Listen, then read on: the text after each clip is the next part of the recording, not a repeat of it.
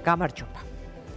თქვენს კითხავთ გუშინდელი ვიზიტის შესახებ თემაზე, რომელზეც არის ლაპარაკი, რომ შეიძლება ეს უკავშირდებოდეს ერთ-ერთი ვერსიით ანაკლიის პროექტს და დღეს ლელოს ბრიფინგი ქონდა, სადაც ამერიკული ინვესტიციის ჩადებისკენ მოუწოდებს ხელისუფლებას და ტრამპის პროპორტი დავარქვათო ეს იდეა შესთავაზა. მოგესალმებით თქვენს მაყურებელს. გილოცავთ ხარებას და მიულოცავთ თქვენს მაყურებელს ხარებას. დიახ, რა თქმა უნდა, გუშინდელი ვიზიტიდან რაც ვნახეთ და რაც ძალიან სამწუხარო იყო და ყველაზე მძიმე რაც იყო, იმდენად უხერხული, რა გვერდზე გინდა რომ გაიხედო ეს არ გინდა ამას თვალი გაუსწორო, ის სურათი რაც ვნახეთ ადამიანი რომელიც საკუთარ თავს პრემიერს უწოდებს, ჩვენი ქვეყნის პრემიერს უწოდებს, იმდენად უბადრუკი იყო, იმდენად უბადრუკი სანახაობა იყო ეს, რომ ამაზე მძიმე ვერ ვიხსენებ ბოლოს რა ვნახეთ, ალბათ ის, როდესაც წაქცეულს წიხს ურტყამდა სახელმწიფოს სახელით მოქმედი ვიღაც. იმას სამართალდამცველს ვერ დავარქმევ. ძალიან მძიმე იყო ეს ამბავი, სწორედ ამიტომ ჩვენმა გუნდმა მიუმართეთ და ვთქვით, რომ ყველაზე სწორი ახლა იქნება მისი მხრიდან გადადგომა, რომ ირაკლი კობახიძე უნდა გადადგეს. აი საქართველოს ხალხი, ჩვენი სახელმწიფო, ჩვენი სამშობლო არ იმსახურებს, არანაირად არ ვიმსახურებთ. აი ესეთი უბადრუკი მართლობა გქონდეს. გუშინდელი სცენა არის ამის მიზეზი თუ არა მხოლოდ ეს? სცენა იყო სურათხატია, ეს სურათი. ეს ყველაფერი ხო ლაპარაკობთ ამაზე, ვსაუბრობთ, ვიცით რომ ასე ხდება.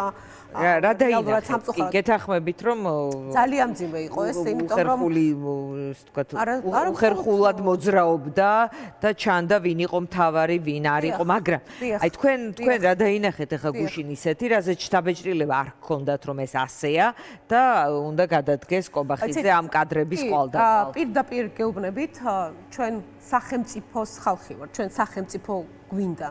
ჩვენი გუნდი ვართ ის ხალხი, ვინც ვამბობთ, რომ ჩვენი სამშობლოსთვის გჭირდება სახელმწიფო, ეროვნული, ქრისტიანული, თანამედროვე, სამართლიანი, სამართლებრივი. სამართლებრივი სახელმწიფო ნიშნავს იმას, რომ ამ სახელმწიფოში ყველა ინსტიტუტს აქვს თავისი ადგილი, რომ არსებობს წონასწორობა ინსტიტუტებს შორის. არსებობს, როგორ ვთქვათ, სხვადასხვა შტო, რომელთაც ყველას აქვს თავისი საქმე, თავისი ვალდებულება, თავისი პასუხისგებლობა. ანგარიშ ვალდებულება ხალხის წინაშე. ჩვენ გუშინ, რასაც ვუყურეთ იმას, რომ პრაქტიკულად ის ადამიანი, ვინც კონსტიტუციონალისტობას იბრალებს, ვინც ამბობს, რომ ამ ქვეყნის მთავრობის მეთაურია, იყო არაფერი. არაფერი იყო, იმიტომ რომ ეს იყო სახელმწიფო ვიზიტი. მე ვნახე რაღაც ესეთი უბადრუკი ასევე გამართლების ცდილობა რომ სტუმრად იყვნენ. გასაგებია რომ სტუმრად იყვნენ შეიძლება გავლენიან ადამიანთან. ეს თუ მხოლოდ ესე იყო სტუმრობა გავლენიან ადამიანთან, მაგრამ ჩვენ დავინახეთ რომ ჩვენთან ინსტიტუტი, მთავრობის მეთაურის ინსტიტუტი, აღმასრულებელი ხელისუფლების მეთაურის ინსტიტუტი, ასე ქვია de jure, de facto ასეა, ხო? არარაობა არის უბადრუკობა და ამას არ ვიმსახურებთ. ამიტომ უნდა დაწეროს განცხადება და წავიდეს იმ თანამდებობიდან. იმიტომ რომ ჩვენ სახელმწიფოში, სახელმწიფო ინსტიტუტები ფორმალურად მაინც უნდა შეინარჩუნონ. ამ ფორმალურად მაინც უნდა იკავებდნენ. მიმართვის პარალელურად ან მიუხედავად ხომ არ ფიქრობთ, რომ რაღაცნაირად ეს ივანიშვილის ტალღები ნებისმიერ პრემიერთან ურთიერთობის ან ვადების რაღაცნაირად თითქოს ახლა ამოწურვის ეტაპზეა კობახიძის ტალღა. აი მე ვიხსენებდი, ვინმე გამახსენდა ესეთი აი უსახური იყო ერთი მახსოვს გალობლიშვილი იყო, მე მგონი გვარაც ცოტა ხნით იყო წინა ხელისუფლების დროს, აი უსახმარ ის ასეთი უტიფარი არ იყო. ირაკლი კობახიძე თან მე ყველაზე მძიმე ის არის, რომ ის ხომ თან ფეხებს აბაკუნებს, ამბობს რომ ვარ და ვისი დაჩაგვრად შეუძლია. იმას ხო შეიძლება პრემიერად ეხლა ნაკლებ დასამახსოვრებელი იყო მალე წავიდა, მაგრამ აი ასეთი რამეა, ნახეთ კი, მაგას ვამბობ. სწორედ მაგას ვამბობ. აი უსახურობის ამბავში რომ აი არ გაგახსენდა. ძალიან ცოტა ხანი იყო. მაგრამ ნახეთ რას ლაპარაკობ. ყველაზე მძიმე რაც არის, თვითონ აი იქ სადაც მასზე მეტი ძალა არის, როგორ არის მოკაკული და სადაც გასდის იქ რომ მზად არის დაჩაგროს ადამიანი. აი ჩაგვრელია, ხვდებით? აი სადაც აი ეს როგორ გითხრათ, შეურაცხყოფის მიყენება მოქალაქეების დაჩაგვრა მისთვის აი როგორ გითხრათ, შესაძლებელია იულია 200 ლარიან პენსიას, 200 ლარიანი პენსიის გაზდას ვითხოვთ, 200 ლარით პენსიის გაზდას ვითხოვთ, 200 ლარით. იქ ამის სარცალიად პენსიონერის დაჩაგვრა შეუძლია. რომ ვამბობთ, რომ ყველაზე მინიმალური დაბალი ხელფასი ჩვენი გუნდის ინიციატივა, რომ 1050 ლარი იყოს, აი ყველაზე დაბალი ხელფასი, ხო, დამლაგებელ 300 ლარი კი არა, 1050 ლარიდან ეწყებოდეს ხელფასი. იქ არ უნდათ, იქ დაჩაგრავს, იმიტომ რომ მისი დაჩაგვრა იოლია. ეს იყო ძალიან მძიმე. ეს პრემიერები ივანიშვილის გარემოცვაში სხვაგვარად იქცეოდნენ. ანუ მე არ მახსენდება არც მეტი ეს ვთქვათ, ისიც არ მახსენდება არც ერთი გავიხსენებ მეტი აროგანტულობით აროგანტულობა ან საკუთარი პოზიციის შეგრძნებით, რომ ის არის რეალურად ქვეყნის პირველი პირი, ანუ რომ გინახავთ ესეთი სცენები. აი მე ვერ ვიხსენებ, ხო გეუბნებით, აი ვიხსენებდი, ვინ მახსენდება საერთოდ აი ესეთი რომ აი ვერ იხსენებ როგორც პრემიერს, ვერ აღიქვამ რაღაცნაირად როგორც ქვეყნის პრემიერს. ეს იყო ძალიან მძიმე სანახაობა, ჩვენ დავინახეთ, რომ ამ ქვეყანაში ინსტიტუციური მართლობა, სახელმწიფოებრიობა, როგორც წარმოგიდგენია, პრაქტიკულად განულებულია. ეს დავინახეთ სურათხატი, აი ეს სურათხატი. იმ დანარჩენს როცა ვამბობ, აი ადამიანურად როგორი მძიმეა, ღირსების შემლახავი, აი როგორ გიხართ, აი უხერხული იყო, იმდენად უბადრუკობა იყო ამ ყველაფრის ყურება. იცით მისი წასვლის დროს გრძნობთ, რომ შეიძლება ახლა რაღაცნაირად ის უნდა წასულიყო, მაგრამ დასრულების ეტაპზეა? ზოგადად ძალიან უჭირს ხოლმე ესეთი რამე. მახსოვს პირველად როცა გადადგა, მაშინ პარლამენტის თავმჯდომარეობიდან. მას შეიძლება უჭირს, მაგრამ თქვენ ჩვენ ხომ თანხმდებით, რომ თავად არ იღებს ამ გადაწყვეტილებას. დიახ და აი მაშინაც როცა პარლამენტის თავმჯდომარეობიდან გადადგა, მაშინაც კახკალოძემ წაიკითხა მისი განცხადება გადადგომის შესახებ. ეხლა მაინტერესებს ვინ წაიკითხავს მისი გადადგომის შესახებ განცხადებას. აი ადამიანი, რომელიც თან საუკეთესო პრემიერია, რომ მოგვითხრეს მისი მმართველობის პირობებში, მისი პრემიერობის პირობებში. აი კეთროვანივით თუ რამე შეეხვა თავისი კეთროვანი ხელით, ყველგან პრობლემა შექმნა. პრობლემა შექმნა მან გამოაცხადა, რომ ჩვენს პარტნიორებთან ურთიერთობას ვაჩერებთ. მან რასაც შეეხო, იმ დროს იყო ის საშინელი, აი მე ასეთი სისასტიკით ახალგაზრდების ცემა, ტყეპა და სისხლიანება პასუხისგებლობას არაფერზე არ იღებს ხო თან, მაგრამ მის პირობებში ხდებოდა ეს ყველაფერი. მინისტრი რო გადადგა ეს არ ნიშნავს პასუხისგებლობის აღებას. მის პირობებში მოხდა ეს ყველაფერი. შეეხო განათლების სისტემას და ისეთი ხდება, რომ აი თავზე არ დაცემულია მათი მომხრეც და მათი მოწინააღმდეგეც. ისეთი სოციალური სიდუხჭირე, ისეთი გაჭირვება გვაქვს. აი ბოლოს ახლა რაღაცა კანონებს იღებენ ერთმანეთზე უარეს კანონებს, რომელიც სულ უფრო დიდი წნეხია. ჯარიმების ქვეყანათ აქცია, ქვეყანა. საინტერესო იყო, სოფო, მინდა ამაზე კითხო და უცლებოდ თქვენს ინიციატივა ჯარიმების ჩამოწერასთან დაკავშირებით იქნა უგულებელ ყოფილი მათი მხრიდან და ასევე გაქვთ, ეს თქვათ, ტარიფების აი ახლა გეტყვით. დიახ, გეტყვით. ეხლავე გეტყვით, აი ეს არის ყველაზე ამაზრზენი, რომ სადაც გაგდის შენი და ჩაგრული ან გაჭირვებული ან სიღატაკეში ან სიდუხჭირეში მცხოვრები მოქალაქის დაჩაგვრა ხომ გაგდის, აი იქ ახალგაზრდა გოგო წერდა, რომ 135,000 ხუთში თქვენი პარტიის მხარდამჭერი ხმები 135,000 ლარის ჯარიმა აქვს, რომელიც არ მუშაობს და უამრავი გამოწვევა აქვს. ეს ჯარიმები არის რაღაცა, აი როგორ ხდება, აი ახირება თუ აი არ ვიცი, აი ეს ერთადერთი მართვა დარჩათ. ეხლა აი ბოლო რაც ვიცი, ეხლა აი საპენსიო ფონდში მაგალითად ჯარიმების თემა, აი 0.1 თეთრით თუ შეგეშალა რა, ხო ადამიანები ვართ, ხო 500 ლარი, შემდეგ 0.5 თეთრით თუ შეგეშალა 1000 ლარი, აი პირდაპირ აჯარიმებენ, აი საშემოსავლოსთან მაგალითად თუ გაქვს პრობლემა, იქ რაღაც საურავს გაწერს 0.5, აქ პირდაპირ 1000 ლარი. აი ჯარიმებზე არიან, პირდაპირ მიმართული ჯარიმებზე არიან. პირდაპირ, ეხლა მე რომ ეხლა გუშინ მეცინდება საკუთარ თავზე ირაკლი ყობახიძეს რომ მიმართე და მთავრობის დადგენილებით 30%-ით შეამცირე მეთქი სერვისების საფასური. აი 30 ლარი რომ ღირდა პირადობის მოწმობის აღება და დღეს პენსიონერს რო სჭირდება პირადობის აღება 60 ლარი ღირს დადგენილებით, იქ 5 ლარი სურათი, სიკიდე საკომისიო და 68 ლარი უნდა გადაეხადოს პენსიონერმა. აი არ ვიცით რამდენმა მომწერა რომ გვიშველეთ ამ ამბავში. არა მაქვს ეს ფული და რა გავაკეთო. აი რა ვიცი, ქონების მიწის დარეგისტრირება რო გინდათ, გაორმაგებულია ყველაფრის ფასი და მე ირაკლი ყობახიძეს მიმართო, მიდი დადგენილებით, მიდი აბა ეს 30%-ით შევამცირე. ვის მიმართო? ირაკლი ყობახიძე პრემიერია? ხო და რაც შეეხება თქვენ ჩვენს ინიციატივებს, ჩვენ ინიციატივა იყო სწორედ რომ მინიმალური ხელფასის ზღვარი დადგენილიყო 1050 ლარის ოდენობით. მანამდე რა თქმა უნდა 200 ლარი პენსიის დაგვინდა და ასევე რა თქმა უნდა ალტერნატიული წინადადებაც წავადგენთ, აი ეს რაღაცა რომ მოიგონეს ახლა აი მათი დიდრული მანქანებით რო იარონ და დანარჩენმა ვისთვისაც მანქანა რჩენის და სარჩოა რეალურად ამით ირჩენს თავს ის რო უნდა შეზღუდონ და რომ გაზარდეს ეს საშინელი გამბაჟების ტარიფები რო დააწესეს აი ამის შეცვლას ვითხოვდით ამაზე უარი გითხრეს ამ ალტერნატიულ ხედვაზე ჩვენს რაც შეეხება ეს 1050 ლარიან მინიმალურ ზღვაზეც უარი გითხრეს დასაბუთებული არ არისო, შესწავლილი არ არისო. ჩვენ შევიტანეთ და ახლა დადგენილება უნდა მიიღოს პარლამენტმა, რომ შეიქმნას კომისია, რომელსაც უნდა შეისწავლოს.